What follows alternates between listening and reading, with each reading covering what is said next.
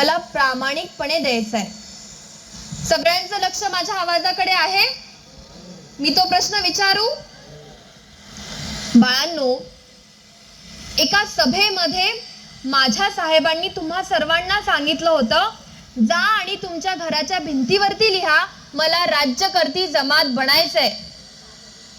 तुम्ही प्रत्येकाने हात वर करून सांगायचं की मी माझ्या घराच्या भिंतीवरती लिहिलंय, मला राज्यकर्ती जमात बनायचंय. कोण कोण लिहिलंय हो?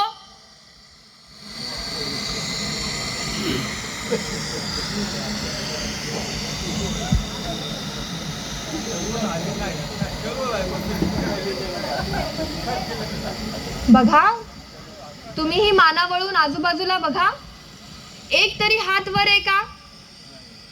बाळांनो, माझ्या साहेबांनी दिलेला एक शब्द प्रामाणिकपणे पाळणारा एकही अनुयायी इथं उपस्थितच नाही हो. केवळ पांढरे वस्त्र परिधान करून तुम्ही माझ्या साहेबांचे अनुयायी बनू शकत नाही. खरं तर तुमच्याकडून झालेल्या या चुकीची जाणीव मला आल्याबरोबर झाली. का झाली माहितीये? कारण आल्याबरोबर मी तुमच्या सर्वांना जय भीम केला. परंतु खरं सांगते तुम्हाला, तुमच्या जय भीमचा आवाज माझ्या साहेबांच्या कानापर्यंत गेलाच नाही हो. आपण परत एकदा बघायचं का जय भीम करून? हा, मी परत एकदा आपणा सर्वांना जय भीम करते.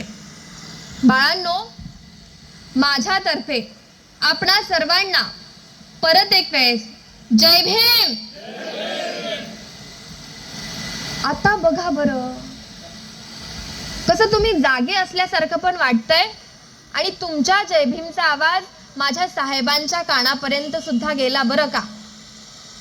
परंतु हा काय असा तसा गेला नाही. याच्या मागे पण एक कारण आहे.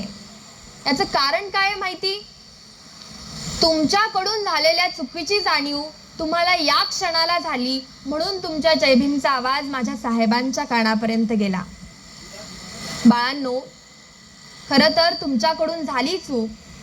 मी सुद्धा याच कोट्यावधी लेकरांची आई आहे. तुमच्या चुका माझ्या पदरात घेणं हे माझं सुद्धा आद्य कर्तव्य आहे. म्हणून तुमच्याकडून झाली चूक, ती सुद्धा मी पदरात घेते.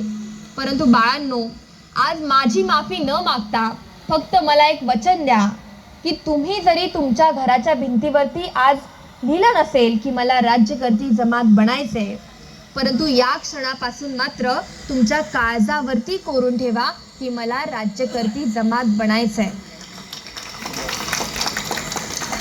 कारण बाळांनो, फक्त आणि फक्त तुम्हाला राज्यकर्ती जमात बनवण्याकरिता त्या माझ्या राजगृहातून माझा नातू प्रकाश आंबेडकर, माझा नातू भीमराव आंबेडकर, माझा नातू आनंदराज आंबेडकर, माझी नातसून अंजली आंबेडकर, माझा पंतू सुजात आंबेडकर, ही माझी सर्व लेकरं फक्त आणि फक्त तुम्हाला राज्यकर्ती जमात बनवण्याकरिता आज रस्त्यावरती उतरली आहेत हो.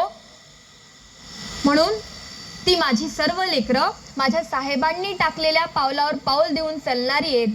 फक्त आणि फक्त तुमच्या हाताच्या मुठी मजबूत करून त्या माझ्या लेकरांना मात्र खंबीरपणे साथ द्या, तेव्हाच आपली राज्यकर्ती जमात दिसेल.